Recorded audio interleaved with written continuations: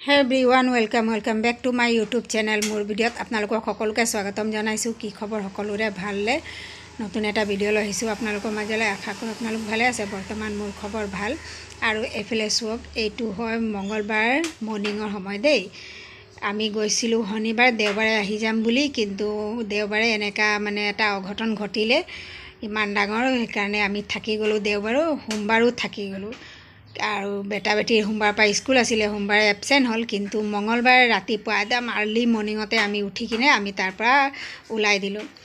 আৰু মাইক থৈ আহিলোঁ, কেলৈ আকৌ ৰিটাৰ্ণ যাব আছিলে যে। মই হাজবেণ্ড বেটা বেটি আমি কেইটাই আহিলোঁ। তাৰপিছত কেইটা সময় হৈছিলে, 4:30 কি যেন উঠিলোঁ, 5টালৈকে মানে তাৰ পৰা ওলাই দিলোঁ কাপোৰ কানি পিন্ধি মেলি। তাৰপিছত এতিয়া আমি গৈ আছোঁ বৰ্তমান ডিব্ৰুগড়লৈ। তাৰপিছত ঘৰ গৈ মানে নাস্তা বেটা বেটিক কৰাই মেলি স্কুল পঠিয়াব আছে। আৰু স্কুলৰ সময়টো মানে বহুত মৰ্ণিঙত কৰি দিছে, 7:45লৈকে সোমাই যাব লাগে।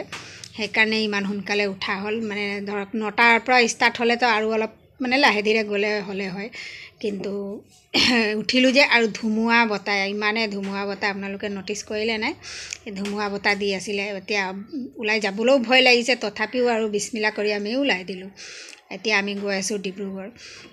আৰু ছোৱালীজনী যে এনেকুৱা এটা ঘটনা মানে হ'ল, সেইটো মানে বাইক অকলে এৰি আহিবও পৰা নাই। ইমানেই ভয় লাগিছে, আপোনালোকে হাঁহিব পাৰে, কিন্তু এসব মানে ক্ষেত্ৰত মোক মানে ভয় লাগে।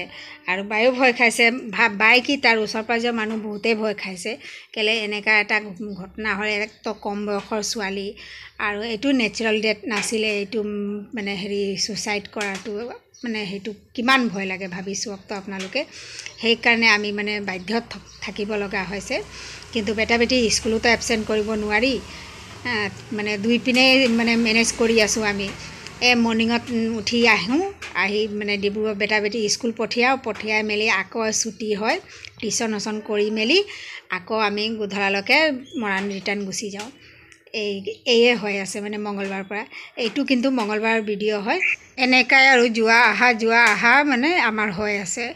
কি কৰিব, উপায় নাই। সৰু ল'ৰা ছোৱালী আছে, সিমান ডাঙৰো হৈ যোৱা নাই। ল'ৰাটোতো আৰুৱে সৰু। আৰু বাই অকলশৰীয়া একেবাৰে লাগি আছে। ৱাল মাজত যে আছে, ৱাল এটাই আছে, এইটো নহয় যে বেলেগ বেলেগ ৱাল। এই ৱালৰ সিটো চাইডে তেওঁলোকৰ আৰু ৱালৰ ইটো চাইডে বাইহঁতৰ। তাৰপিছত কি কৰিব, উপায় নাই। আৰু অহা যোৱা কৰিবই লাগিব। আৰু আপোনালোকে ভাবিব বাইক ইয়াত থৈ ল'লে হ'লে হয়, কিন্তু বাই আহিব নোৱাৰিছে। ডাঙৰ বেটীৰ ছেকেণ্ড ইয়াৰ পৰীক্ষা ষ্টাৰ্ট হৈছে, ইউনিট টেষ্ট। আৰু এতিয়া চাওক, আমি ডিব্ৰুগড় আহি পাই গ'লোঁ। আৰু মানে 1 ঘণ্টাতে আহি পাই গ'লোঁ। খালী ৰাস্তা পূৰা স্পীড আনিছে বেটা বেটি স্কুল এৰাই যাব বুলি। মই নাহিলেও হ'লে হয়, কিন্তু মোৰো কিবা কাম আছে। মায়ে জানে, আপোনালোকে পেঞ্চন পায়, অফিচত মাতিছে। এইফালে চাওক, দিনটো বনোৱা সিজোৱা ঘৰত সেই চব কাম বন নুঠালোঁ বাৰু, বেটা বেটিক আহিয়ে স্কুল পঠিয়াই দিলোঁ। এতিয়া মই গৈ আছোঁ বেংকলৈ। এইফালে ছাইডত দেখালোঁ যে, সেইটো ৰেলৱে হয় দেই। ৰেলৱে তাতে আবা মোৰ চাকৰি কৰিছিলে। আৰু বহুত ডাঙৰ আছে জেগাডোখৰ। আৰু ওচৰতে বেংক আছে। তাতে মানে ডিব্ৰুগড়ত থকা মানুহতো জানে, বা কোনোবা ধৰক অহা যোৱা কৰা মানুহ জানে ৰেলৱে ক'ত আছে কাৰখানা। তাৰপিছত বেংকত গ'লোঁ। বেংকৰ পৰা ৰিটাৰ্ণ হওঁতে তেওঁ হাজবেণ্ডে মানে গাড়ীতে মোক বজাৰ লৈ গ'ল। ক'লে শাক পাচলি কিবা এটা লৈ লওঁ, আকৌ যাওঁতে ৰাতি হৈ গ'লে দিগদাৰ হ'ব। শাক পাচলি ল'লোঁ। সেইটো শাক পাচলি লোৱাটো নেদেখালোঁ বাৰু, কিন্তু এতিয়া চাওক, আমি বজাৰত সোমাই আছোঁ। গাড়ীখন পাৰ্কিং কৰিলে। এতিয়া শাক পাচলি লৈ এতিয়া ডাইৰেক্ট আমি মৰাণ। আৰু মৰাণ যাওঁতে আমাৰ সেইদিনা হ'ল 7:30 গৈ পালোঁ দেই। আৰু বেটা বেটি স্কুলৰ পৰা আহিলে যে, সিহঁতক খুৱাই বোৱাই মই টিউশ্যন পঠিয়াই দিলোঁ। টিউশ্যন পঠিয়াই মই আৰু হাজবেণ্ড ওলাই গ'লোঁ। আৰু আজি হয় নেক্সট ডে মৰ্ণিং। ড্ৰেছ লৈ গৈছিলোঁ বাই তাত। আৰু তাৰ পৰাই নেক্সট দিনা মানে নাস্তা বনাই খুৱাই মেলি পঠিয়াইছোঁ। বুধবাৰে মই যোৱা নাই দেই। হাজবেণ্ড বেটা বেটিয়ে ডিব্ৰুগড় গ'ল, মই থাকি গ'লোঁ। সেইদিনা নগ'লোঁ। আৰু ভাগৰ লাগি যায় অহা যোৱা কৰি, কিমান অহা যোৱা কৰিব। সেইকাৰণে মই বেটা বেটিক পঠিয়াই দিলোঁ, ক'লোঁ স্কুল টিউশ্যন কৰি আবাৰ লগত গধূলি গুচি আহিবা বুলি। গুচি আহিলে বাৰু। আৰু মোৰ এই ভিডিঅ'টো কেনেকুৱা লাগিলে কমেণ্টত জনাব। ভাল লাগিলে যদি লাইক কৰিব, শ্বেয়াৰ কৰিব। যদি নতুন কোনোবা চাইছে প্লিজ চেনেলটো ছাবস্ক্ৰাইব কৰি ল'ব। নেক্সট এটা ভিডিঅ'ত আকৌ লগ পাম, তেতিয়ালৈকে বাই বাই।